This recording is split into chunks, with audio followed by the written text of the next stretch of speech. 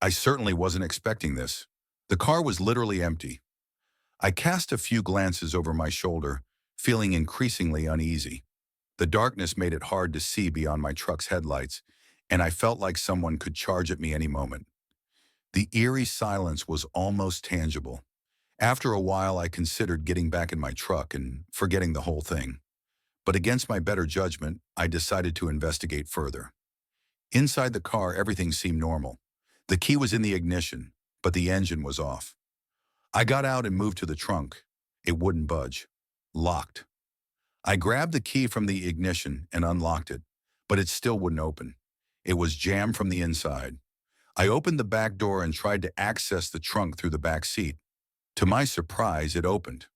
Three squished garbage bags were inside, tied with a rope that was securing the trunk closed. I glanced over my shoulder once more before reaching for the bags.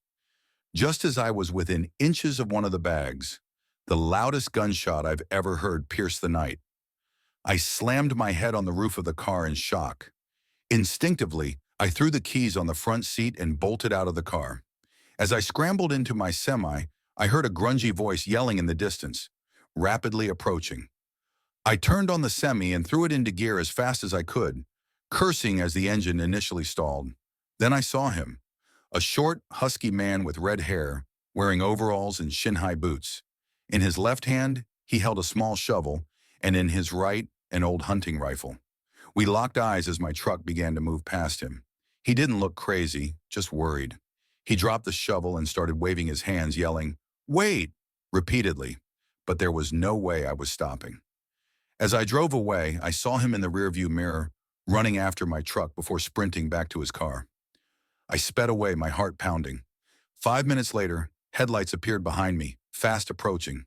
I called the police, explaining the situation as best as I could. The car was right on my tail, honking like crazy. I kept driving, praying he wouldn't try to ram me. After 15 minutes, he cut in front of me, forcing me to slow down. Just as I was about to crash into him, police lights flashed ahead. The car veered off into the desert and disappeared. I pulled over, frantic, but the cop took my report instead of chasing the guy down. I was livid. None of my buddies have a story this crazy. They think he was burying bodies, but the small shovel and the size of the bags don't add up. Maybe he was dealing with diseased animals. I don't know. All I know is that I've never felt comfortable driving through deserts late at night since. I'm sure you've seen videos of truckers documenting their routines and sharing tips. I'm on the younger side, so every time I open TikTok or YouTube Shorts, that's what I see. I had to drop out of a prestigious university for personal reasons, and people always say I could have been more than a trucker. It's not a bad gig, though. I've been making deliveries for over 2 years. The only strenuous part is the long hours in isolation, which can really mess with your head. 3 months into my first trucking job, I was driving from southern New Jersey to Lafayette, Indiana, a 12-hour trip on top of an 8-hour drive I had just completed. I wanted to get the deliveries done quickly, so I opted to drive through the night. I'd get to Lafayette just before 3 a.m. Things were going smoothly until I ran out of Red Bull. I hate making stops during my drives, but I had no choice. I pulled into a service stop only to find an abandoned gas station and a repurposed convenience store. I parked the semi and approached the store. To my surprise, the door swung open into a pitch-black room. A faint glow emanated from a back room. Curiosity got the better of me, and I opened the door to find a plugged-in refrigerator. But it was empty, gutted. As I shut the door, I heard a clatter in the main room. I froze. Had I imagined it? Quietly, I walked back into the main room, but there was nothing. I hurried to the other shop, bought a drink, and returned to my truck. Something felt wrong. I took one last glance at the abandoned store and saw the door was now open. I was sure I had closed it. I started the engine and merged back onto the highway.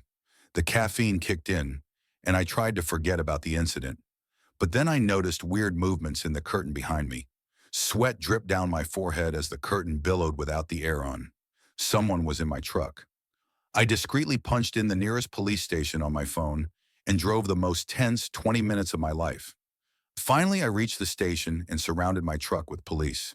They found 3 homeless-looking people inside, 2 men and a woman, wrapped in rags and blankets. One man had two switchblades. They refused to talk, but their menacing stares haunted me. I have no idea what they wanted. I don't think I'll ever know. My name is Kevin.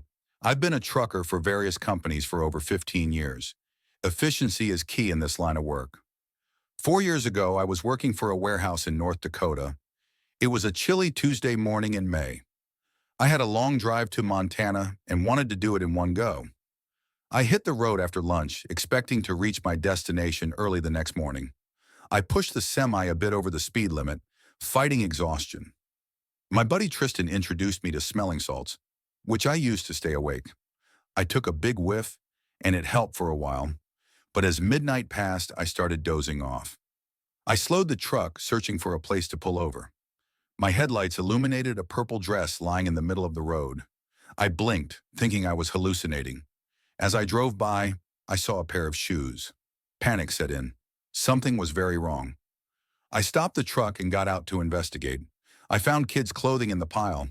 As I looked around, I heard a crunch from the woods. I sprinted back to the truck, but before I could get in, I heard a child scream. I froze. Another scream followed. Without thinking, I turned the truck's headlights toward the noise and saw 3 or 4 people in the woods, one holding a massive speaker. They hid from the light, but I had exposed their trap. I turned back to the road and slammed on the gas. A person on the other side of the road threw something that cracked my passenger window.